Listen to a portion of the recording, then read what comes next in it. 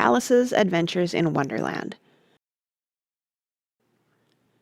"That is not said right," said the caterpillar. "Not quite right, I'm afraid," said Alice timidly. "Some of the words have got altered." "It is wrong from beginning to end," said the caterpillar decidedly, and there was silence for some minutes. The caterpillar was the first to speak.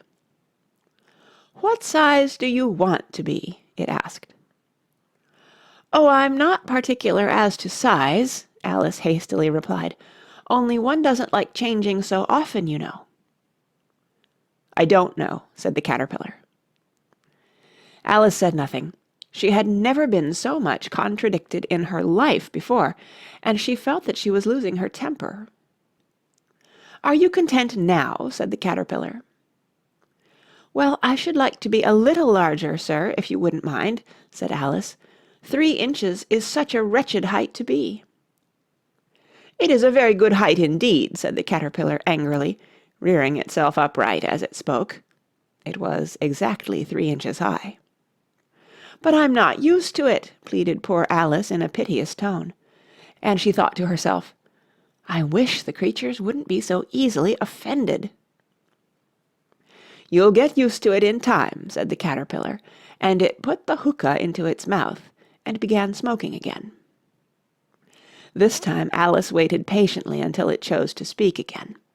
In a minute or two the caterpillar took the hookah out of its mouth and yawned once or twice and shook itself.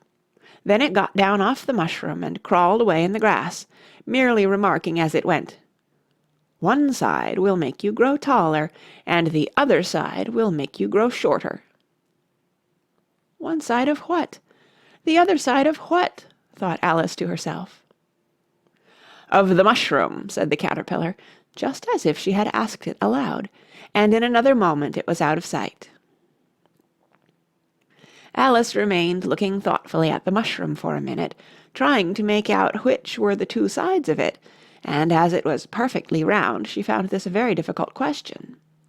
However, at last she stretched her arms round it as far as they would go, and broke off a bit of the edge with each hand. "And now which is which?" she said to herself, and nibbled a little of the right-hand bit to try the effect. The next moment she felt a violent blow underneath her chin. It had struck her foot. She was a good deal frightened by this very sudden change, but she felt that there was no time to be lost, as she was shrinking rapidly, so she set to work at once to eat some of the other bit. Her chin was pressed so closely against her foot that there was hardly room to open her mouth, but she did it at last, and managed to swallow a morsel of the left-hand bit. "Come, my head's free at last," said Alice in a tone of delight, which changed into alarm in another moment, when she found that her shoulders were nowhere to be found. All she could see, when she looked down, was an immense length of neck, which seemed to rise like a stalk out of a sea of green leaves that lay far below her. "What can all that green stuff be?" said Alice. "And where have my shoulders got to? And oh, my poor hands! How is it I can't see you?" She was moving them about as she spoke, but no result seemed to follow, except a little shaking among the distant green leaves. As there seemed to be no chance of getting her hands up to her head, she tried to get her head down to them, and was delighted to find that her neck would bend about easily in any direction like a serpent.